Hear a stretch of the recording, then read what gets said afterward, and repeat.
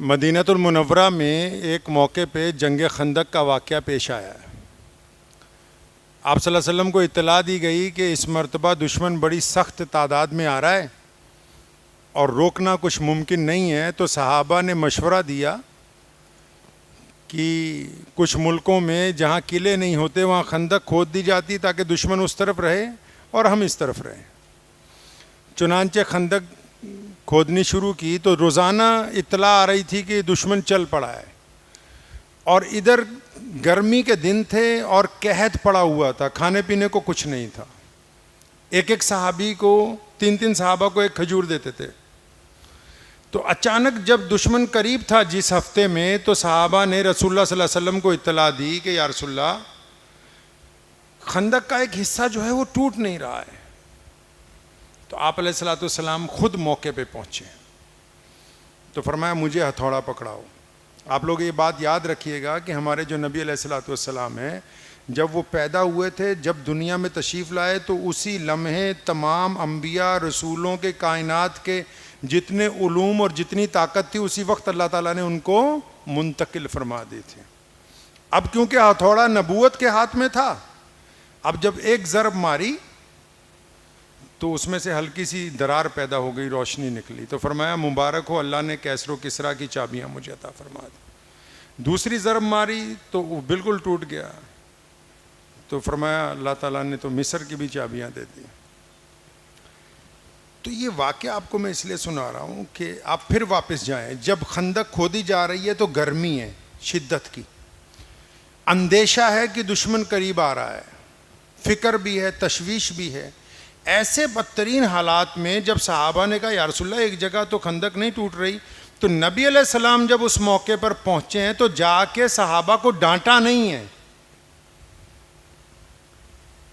ان کی جا کے خبر نہیں لی کہ تم اتنی دیر کیوں لگا دی، پہلے کیوں نہیں بتایا، پریشانی کا اظہار نہیں کیا، کمزوری کا بھی اظہار نہیں کیا۔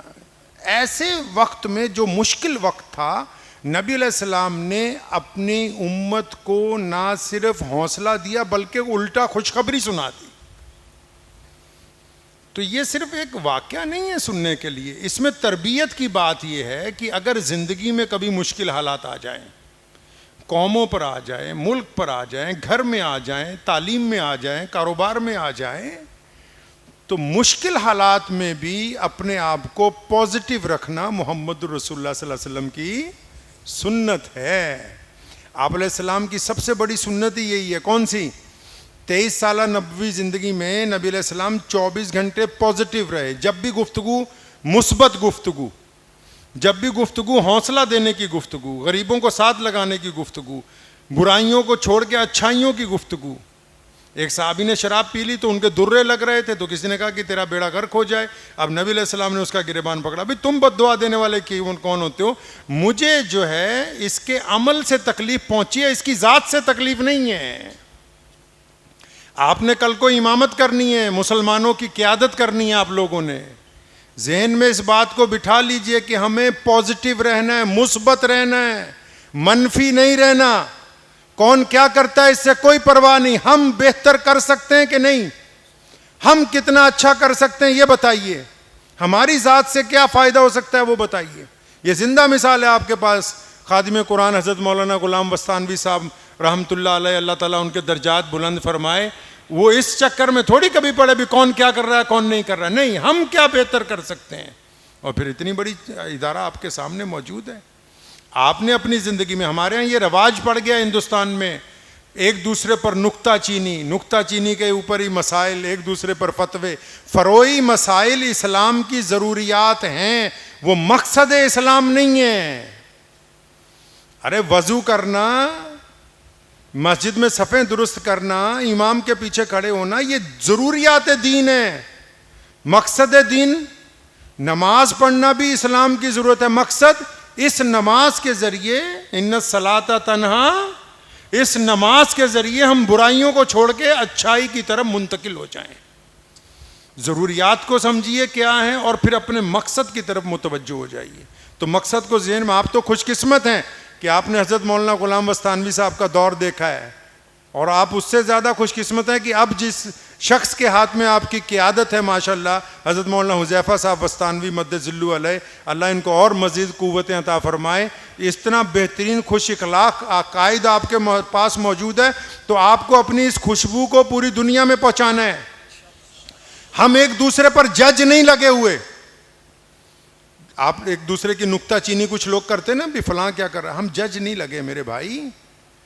اسلام نے اس کا نظام بنایا، مسجد بنائی، جمعے کے دن ایک ممبر بنایا، امام کو کہا کہ تم جمعے کے دن کھڑے ہو کے بات کرنا کہ چگلی کرنا حرام ہے، زنا کرنا حرام ہے، چوری حرام ہے، لیکن امام کی بھی پابندی لگا دی کہ کسی کا نام نہیں لینا تاکہ عزت نفس مجروح نہ ہو۔ آپ اگر بڑا کام کرنا چاہتے ہیں، آپ کا ارادہ زندگی میں آگے بڑھنے کا، تو لوگوں کو خوشخبری سنائیے۔ میں ابھی اتر پردیش میں تھا تو ایک جگہ گئے، ایک صاحب میرے ساتھ تھے، تو کوئی بیمار تھا تو عیادت کے لیے گئے، تو انہوں نے اسے کہا کہ آپ تو بہت کمزور نظر آ رہے ہیں۔ پھر اگلی گفتگو میں کہا کہ میرے ابا بھی اسی بیماری سے چل بسے۔ تو یہ تو شریعت میں حرام ہے۔ دوسروں کے دل کو بٹھا دینا، دوسروں کے دل کو تکلیف پہنچانا اسلام میں نہیں ہے۔ اسلام کائنات کا وہ پہلا دین ہے جس نے کسی مذہب کی برائی نہیں کی۔ ہم لوگ کسی مذہب کی برائی کرنے کے لیے دنیا میں نہیں ہے، ہم کو اپنا پروڈکٹ اچھا بنانا ہے بھائی، اپنا کردار اچھا بنانا ہے، بنائیں گے انشاءاللہ۔